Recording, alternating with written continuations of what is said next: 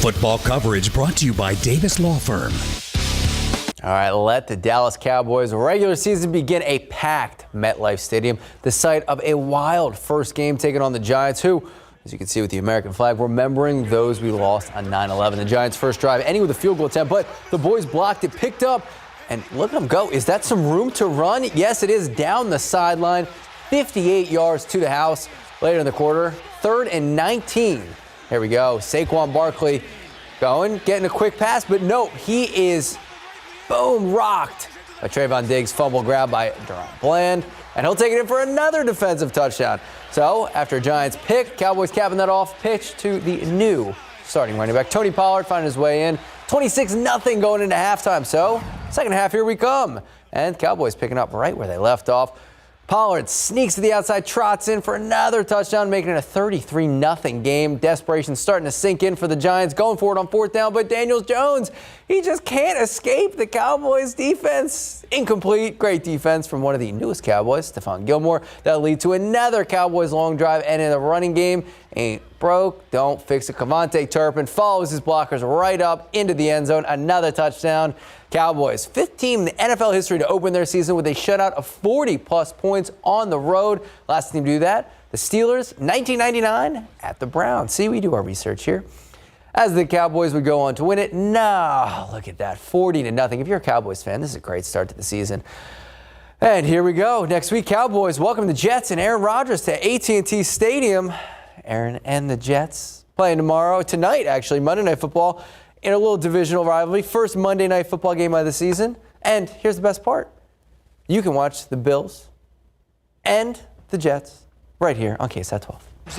All right, C.J. Stroud and D'Amico Ryans, Aaron, officially started yesterday, taking on the Baltimore Ravens. So here we go. Into the first quarter, no score until right here. J.K. Dobbins dives from 4 yards out, making it 7-0 Ravens. Houston got a pair of field goals in the second quarter. It was 7-6 Ravens at halftime. Third quarter, Ravens strike again. Justice Hill, great name, caps off a 71-yard drive, 2-yard touchdown, 2-point conversion good. 15-6 Ravens. Next drive, Texans going for it, 4th and 1 near the midfield. They get stuffed. Second time they failed to convert on 4th downs yesterday. And Ravens take over 5 plays later. Justice Hill scores again 2 yards out, making it 22-6 Baltimore. Here is your final. Ravens win 25-9. Houston starting off 0-1. After the game, C.J. Stroud sharing some of his thoughts about his connections with Nico Collins. We have all that sound. Just head to KSAT.com. Next Sunday, an AFC South rivalry. Colts and Texans, 2 rookie quarterbacks at NRG Stadium at high noon. How was your football weekend? Oh, wonderful. Okay. Did you see the LSU game? I did. It was brutal. Yeah, it was a rout. Congratulations. Well, and the guy who got hurt for Grambling is going to be okay. Good. That's having surgery this morning. That's all you can ask for. All right. Time now, 12:27, 80 degrees, 90 degrees. An American caver is closer to freedom after getting stuck hundreds of feet below ground, but the rescue mission is far from over. And new today at 5, trying to get rid of a fake charge on his PayPal account turned into a nightmare that ended up costing a man tens of thousands of dollars. The scam he fell for that you need to know about today at 5 after Entertainment Tonight.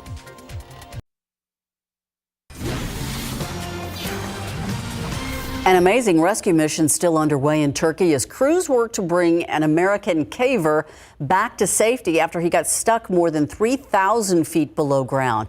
Now Mark Dickey is closer to freedom. He's more than halfway back to the surface of the Morka cave. Crews have been working around the clock to help Dickey after he suffered from internal bleeding while he was on an expedition mapping out this Turkish cave. Right now, they're using a stretcher to help pull him through these tight crevices and steep passages. Rescuers are hoping to get him back to the surface sometime today. Now to the escaped murderer on the move. The convict who broke out of a Pennsylvania prison 12 days ago, well, he was spotted again over the weekend.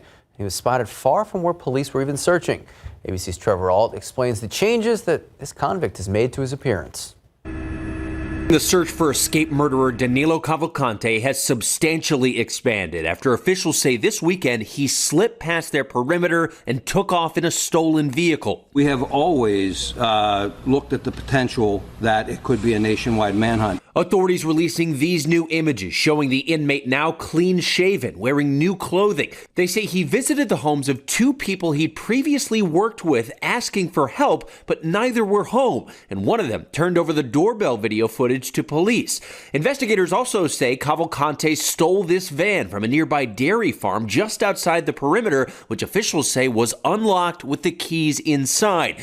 From there, they say he drove 25 miles north before abandoning the van in a field when it ran out of gas.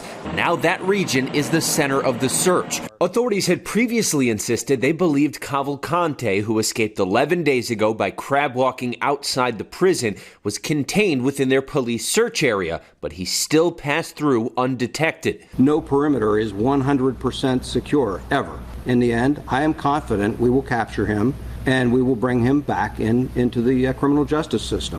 And officials did also confirm Eleni Cavalcante, Danilo's sister, has now been arrested by Immigrations and Customs Enforcement. And while they didn't specify the charges, they did say she may face deportation. Trevor Ault, ABC News, Chester County, Pennsylvania.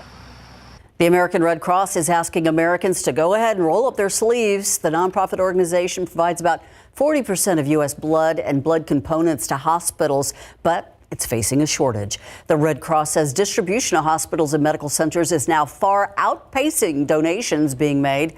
Supply levels fell nearly 25% since early August because of a drop in donations and back-to-back months of climate-driven disasters. Emergency supplies of donated blood are described as critically low. The Red Cross needs to collect about 12,500 donations every day to meet patients' needs. All right, let's take a live look out of the Alamo City. We have crossed into the 90-degree territory. Justin, there's some clouds out there. Any chance of rain today? I don't think so today. We may get a couple of showers here and there, but nothing that's going to be of great significance here around San Antonio. The cloud cover's helping a little bit. We had some clouds this morning. We still got a few clouds out there right now, and temperatures, they're hot, but not as hot as they could be. 87 right now in San Antonio, 92 Gonzales. 89 Uvalde, 94 out in Del Rio, one of the hot spots at this hour. Junction 83 in Fredericksburg, 85. You'll notice some cooler weather up here because we do have some thicker clouds. And there are a few showers trying to move in from the north and west. Here around Bexar County in San Antonio, 91 in Castroville, one of the hot spots. 88 Helotes, 88 right now over at Randolph. And the heat index is what it feels like when you factor in the humidity. It feels like it's in the low to mid 90s in many spots. So it's sticky, it's hot. Not feeling fall-like yet. And the forecast temperatures today across the state, Amarillo is going to be one of the really nice places to be. Clouds and rain there will keep temperatures down there behind a front. And that front, again, will continue to sink a little bit further south. It will bring some cooler weather to central Texas. The question will be, how much cool weather does it bring us here? And the answer, honestly, is not that much because I don't think it completely moves through. It kind of stalls out. And that means we will get some lower temperatures, but again, nothing that will give us a big cool down. We're going to talk more about the extended forecast and our rain chances as well. All that coming up here in just a few minutes. Guys? Thank you, Justin. It has been 22 years since nearly 3,000 people were killed in the September 11th terror attacks at the World Trade Center, the Pentagon, and a field in Shanksville, Pennsylvania. ABC's Aaron Katursky with a look at what some of the things people are doing across our nation to mark the day. At the Pentagon, where 184 people died in the September 11th attacks, taps marked the moment when an American Airlines jet hijacked by al-Qaeda terrorists made impact. An American flag unfurled at that exact spot. Defense Secretary Lloyd Austin leading the remembrance. The men and women of the Department of Defense will always remember. And we will always honor the memory of our fallen teammates. And we will always strive to be worthy of the memory of those we lost. And in Lower Manhattan, dignitaries including Vice President Harris, New York's governor, mayor, and its senators joined families of victims, survivors, and 9/11 first responders in moments of silence. 2,753 people died at the World Trade Center that day. Their names read aloud. My sister, Jody Tepedino Nicolo. Tower 1, 105th floor, Cantor Fitzgerald. We miss you, Jody.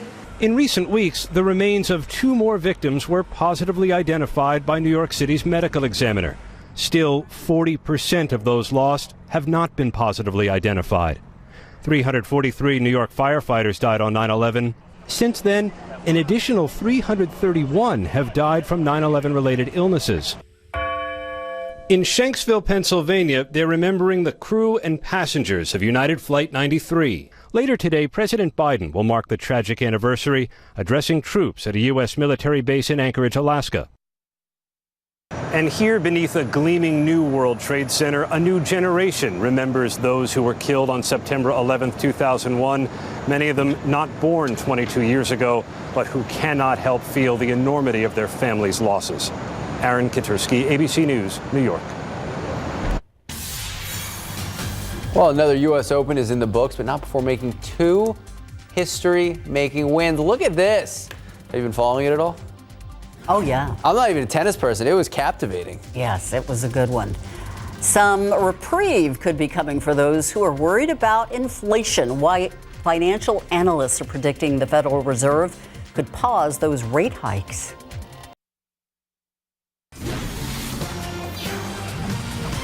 You're going to want to hear this. U.S. household budgets may soon get the breather they need. It's still too soon to declare victory over inflation, but many economists, they believe that things are headed in the right direction, and the Federal Reserve may hold interest rates steady, at least through this month. CNN's John Lorick with a closer look at the financial trends. The average U.S. family spent about $700 more in July compared to 2 years ago to buy the same goods and services, according to Moody's Analytics. Look at how much parents are paying for materials for children, back to school materials. Prices have gone up. Maybe the rate of increase may slow, but the level has gone up significantly. The main cause for consumers forking out more money is still high inflation. In an attempt to curb these rising prices, the Federal Reserve boosted U.S. interest rates 11 times since March 2022. It's no fun. No one likes it, but if you're going to get inflation back in the bottle, this is part of the process. Good news is inflation is getting back in the bottle. The CME FedWatch tool says the financial markets believe there's nearly a 90% chance the central bank will hold rates steady in September. We have a kind of a Goldilocks economic situation where economic growth is slowing without going into a recession. Another reason for economic optimism, wages are starting to outpace inflation. Things feel like they're moving in the right direction. Hopefully, 6-12 months down the road, the Fed can start taking its foot off the brakes and lowering those interest rates, and the banking system will, feel a lot better as a result. I'm John Lawrence reporting. All right, taking a live look out of the Alamo City. Justin Horn, 90 degrees. We saw some rain over the weekend. I saw puddles still today. Made me very happy. Oof. Puddles are awesome. I want to see a lot more puddles coming up in the fall. There's not, a lot of rain chances in our forecast coming up, but there are some. The forecast looks a little bit better. 94 so far today.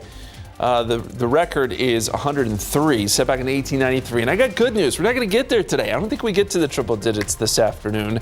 More on our slightly cooler forecast coming up. So I have a story to tell. Saturday night, everybody was riding horses, and all of a sudden this dust storm and high winds blew through. Everything went flying. The horses were scared. But you know what? All the people there were clapping. And you got rain? And we got good rain. A bunch of farmers out in San Saba were thrilled to pieces. Justin, what is this called? Well, what we were talking about earlier was a haboob, which is basically a giant dust storm. The gusty winds out ahead of it that create the dust cloud. That's sometimes what it's called. And it was crazy. It was. We felt it down here in San Antonio as it came through, and we did get some rain out of it here. It actually held together, which was fantastic. The rain amounts weren't huge. I think we picked up about 4/10 or so at the airport, but it was nice to see. We're going to start with the tropics right now. I want to talk about Lee and where it's headed. And right now, it's still a powerful hurricane. Of course, it's been out there for some time. We've got Tropical Storm Margot and another storm system that has some promise. Could develop way out here. Still pretty disorganized, but the Hurricane Center is keeping an eye on that. Lee is the main focus, though. And this is a big hurricane. It weakened over the weekend, but now back to a Category 3. It's still a major hurricane, or it is a major hurricane now. Winds at 120 miles per hour, gusting to 150. It's moving northwest at about 8. and it may strengthen a little bit more before it turns to the north and then weakens, passing by Bermuda and then by this weekend close to New England. Not making a direct hit here, but close enough to where it's going to cause some problems, I think. And then it could make landfall eventually up towards Maine or Canada. So all those areas up there will need to watch this. It'll be weakened at that point, but still could cause some problems as it moves north. Outside for us, 87, calm winds and just some mostly sunny to partly cloudy skies right now. 96 is what it feels like in Boulevardy, 94 in New Braunfels. The feels like number here, factoring in the humidity, which is still fairly high. We've got heat indices pretty much low to mid 90s area wide right now. Here's our forecast. 98 at 4 o'clock. That'll be our high temperature today, so staying just shy of that 100-degree mark. 95 at 7 o'clock, 91 at 8 p.m., and then down into the 80s by 10, 11, and 12. Notice we did add some very small rain chances in overnight. We'll be watching what happens to our north and west. A complex of showers and storms likely develops. It's weakening as it moves towards us, but there's a chance we could see a few showers out of that, and I'll show you here in just a second. Right now, we've got some good rain up across parts of Texas Panhandle and Kansas. You can kind of see a little bit of an area of low pressure there. And we've got some sprinkly showers trying to work in our direction, but falling apart as they do. So I'm not very hopeful that we're going to get much out of this. But as we get later into tonight, as a weak frontal boundary slips south, there should be more showers and storms that develop along that front and then start to kind of join together into a cluster of storms. Sometimes these can hold together and make their way down into our area. That does not appear to be the case tonight. A lot of this falls apart, but we still could see some showers, Kerrville, maybe over to Fredericksburg during the overnight hours. And then I'll fast forward here to 7 a.m. tomorrow morning. Front's on our doorstep, not a lot of rain with it, and I'm not so sure that it even moves through. It probably pulls up stationary just to our north. But with that front around, it means we could see a few showers perhaps during the afternoon tomorrow. So we'll keep a few in the forecast, and that'll be the case really all week long, which we do need the rain. Since September 1st, we're at 0.38. That's what we saw Saturday night. Still below average. For the year, 14.24, nearly 8 inches below average. So these rain chances, hopefully they prove fruitful over the next several days. 20% chance tomorrow, Wednesday, Thursday. We bring it up to 30% chance by Friday and Saturday. We'll be right back. Welcome back. Now to Coco Gauff's crowning achievement, winning the U.S. Open with a thrilling 3-set victory in the final. The 19-year-old telling ABC's Lara Spencer what this moment means to her.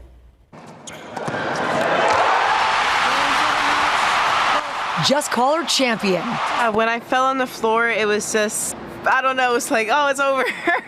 This whole struggle is over. American tennis phenom Coco Gauff besting world number 1 Aryna Sabalenka in a 3-set match destined for the history books. Coco defeating her opponent in a stadium packed to the gills with fans, superstars, and most importantly, her family.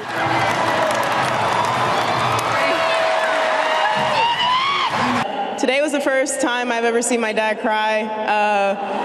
He doesn't want me to tell you all that, but he got caught in 4K. You know, he thinks he's so hard, but you know, it's not. So thank you guys. I mean, you believed in me from the beginning. I've been coming to this tournament. My dad took me to this tournament, sitting right there watching Venus and Serena compete. So it's really incredible to be on this stage.